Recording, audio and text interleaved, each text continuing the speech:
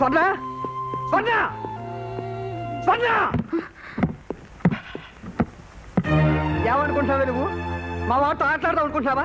ప్రేమిస్తే ప్రేమించని చెప్పు, లేకపోతే లేదని చెప్పి అంతే. చిత్రహింసలు పెట్టి మాత్రం చంపొద్దు.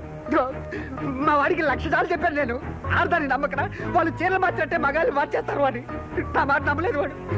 నిన్ను పిచ్చిగా ప్రేమించాడు. నువ్వు పెట్టే టెన్షన్ తట్టుకోలేక తాగి తాగి చచ్చిపోయినట్టున్నాడు వాడు. నేరుగా వెళ్ళి నీ నిర్ణయం వాడితో చెప్పు, లేదా వాడు చావు కబురు తెచ్చి నేనే నీతో చెప్తాను.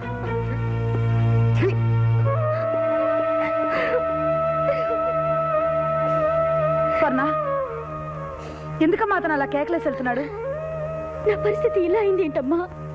నేనేం పాపం చేశాను?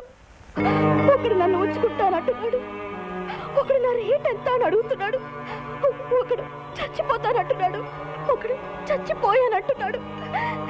నాకెందుకు ఇంత నీచమైన జన్మనిచ్చావు? కారు, బంగళా, డబ్బు, హోదా అన్నీ ఉన్నాయి, కానీ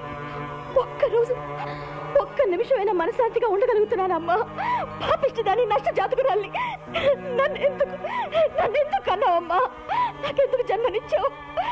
నాకు బ్రతకాలని లేదు, నాకు చచ్చిపోవాలనుంది. స్వర్ణ, చావాల్సినంత తప్పు నువ్వేం చేసావమ్మా?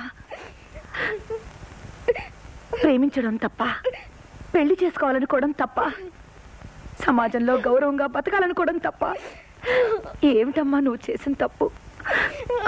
స్వర్ణ, నీ జీవితం నా జీవితంలా కాదు. నీకు పెళ్ళవుతుంది, భర్త పిల్లలతో నువ్వు ఆనందంగా ఉంటావు. నాలా తలదించుకుని బతకాల్సిన పరిస్థితి నీకెప్పటికీ రాదు. అలాంటి పరిస్థితి మన తలరాత బాగోక వస్తే ఇలాంటి అవమానాలు భరిస్తూ బతికే కంటే మనకి ఈ జన్మకి ఇదే ప్రాప్తం అనుకుని కాస్త విషయం తీసుకుని మన ఇద్దరం చచ్చిపోదామమ్మా.